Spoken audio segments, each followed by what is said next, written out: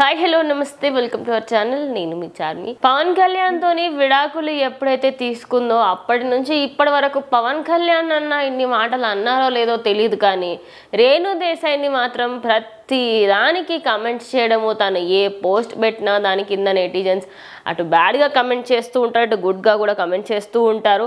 అయితే ఇప్పుడు కూడా ఆయన సీఎం అయిన డిప్యూటీ సీఎం అయిన కారణంగా మీరు దురదృష్టవంతురాలు మేడం అని ఒక నెటిజన్ కమెంట్ చేయగా ప్రతి ఒక్కరు షాక్ అయిపోయారని చెప్పొచ్చు.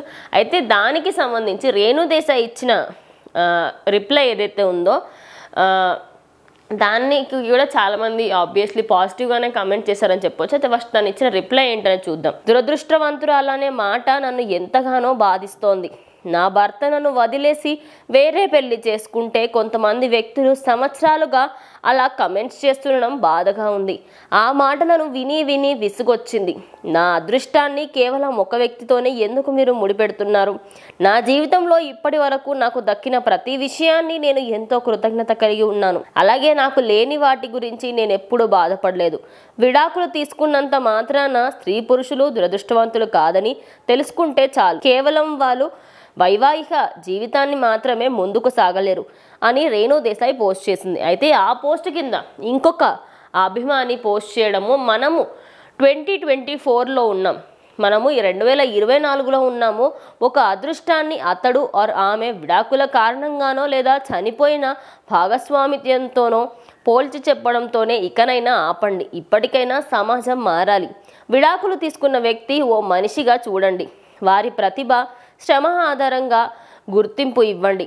పాత వాటిని తవ్వుకుంటూ చేసే ఆలోచనల్ని పక్కన పెట్టి మైండ్ సెట్ మార్చుకోండి అంటూ సమాధానం ఇచ్చారు.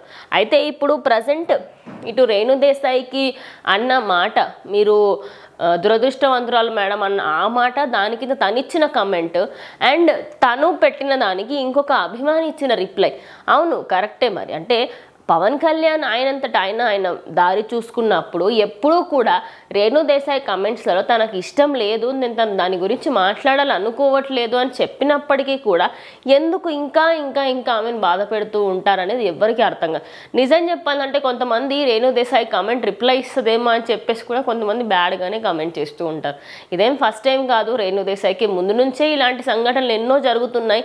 ఇప్పటికైనా ఈసారి ఇది లాస్ట్, ఇంకొకసారి జరిగితే అస్సలు బాగోదు అని చెప్పేసి అది చాలాసార్లు తను చెప్పడం జరిగింది. ఇప్పటికైనా మనం మారి జనాలు ఎవరెవరైతే ఉన్నారో వాళ్ళు ఖచ్చితంగా మీరు ఇలాంటి కమెంట్స్ చేయకుండా ఉంటారని ఆశిస్తున్నానని చెప్పేసి తను చెప్పడం జరిగింది.